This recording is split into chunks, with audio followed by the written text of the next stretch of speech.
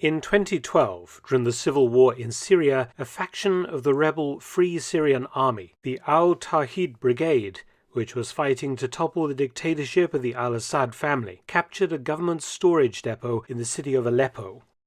Inside a modern steel shipping container, the rebels made one of the most astonishing gun finds in recent history. Stacked haphazardly inside the interior of the container were what turned out to be 5,000 STG44s, all World War II manufactured German assault rifles that once equipped the last-ditch Volksgrenadier formations in the last years of World War II on the Western Front. That such a quantity was captured, and apparently all in very good condition, was what made the story so interesting.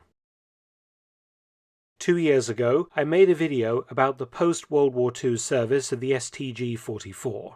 See the link in the end screen. I looked at how the STG44 was captured in significant numbers, particularly by the Soviet Union.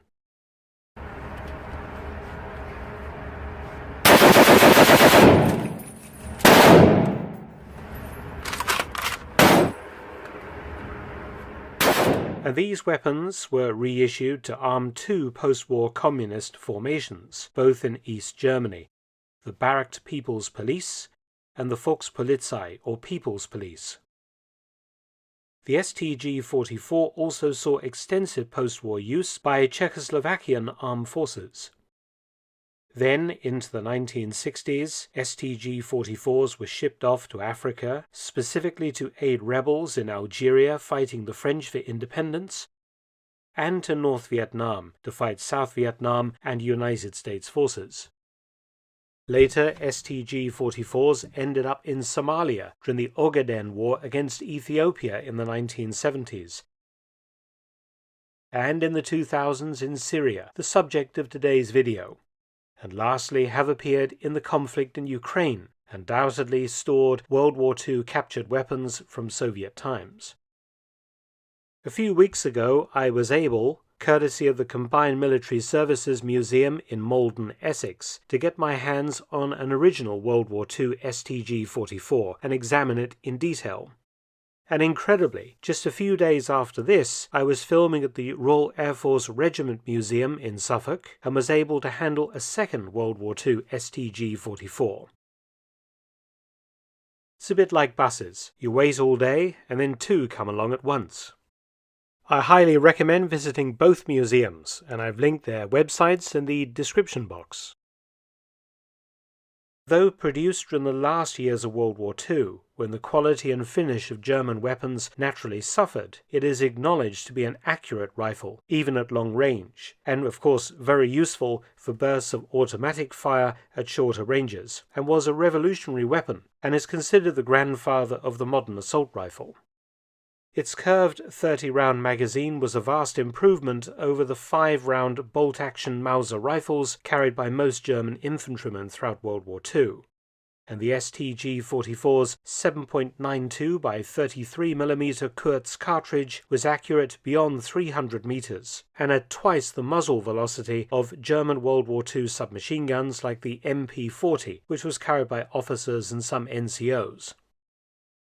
The Germans planned to manufacture 4 million STG44s before war's end, but only managed 426,000, so these weapons are fairly rare today.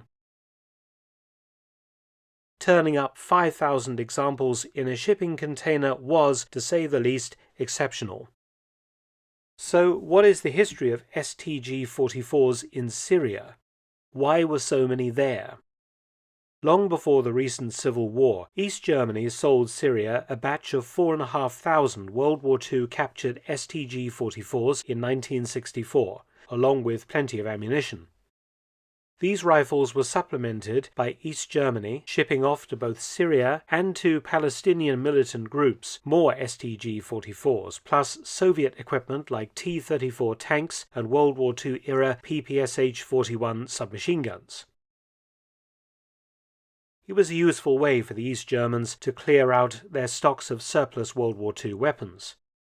Czechoslovakia was likewise selling off quantities of World War II German weapons and equipment to Middle Eastern countries, and the Czechs sold Syria some German Panzer IV tanks and Jagdpanzer IV tank destroyers, which in the 1960s saw action against Israel.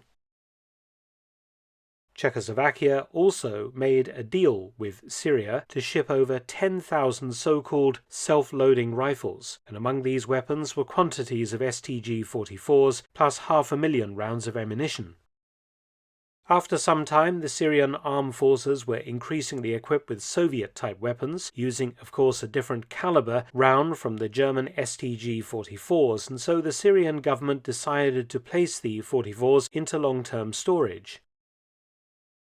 Then, when the Syrian civil war erupted in the 2000s, increasing numbers of STG44s fell into rebel hands as the rebels captured government storehouses.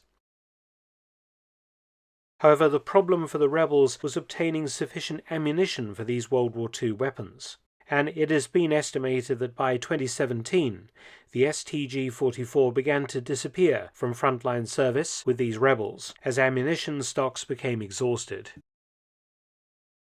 One factor that must be addressed is the value of such rare weapons. In the United States, such rifles regularly sell for upwards of $40,000 or more. Did the Syrian rebels know what they had found in 2012? 5,000 almost mint-condition STG44s, if sold, would have raised enough money to purchase 10 times that number of modern rifles and machine guns. The Al-Tawhid Brigade that found the cache of 5,000 STG44s left the coalition with the Free Syrian Army and joined Al-Qaeda. The group no longer exists, but the STG44s that they had are now spread about, including into Afghanistan and elsewhere. Most likely the STG44s have ended up back in storage again, or in private homes, or even dumped or scrapped. Many, I'm sure, are rusting away in various places in the Middle East today.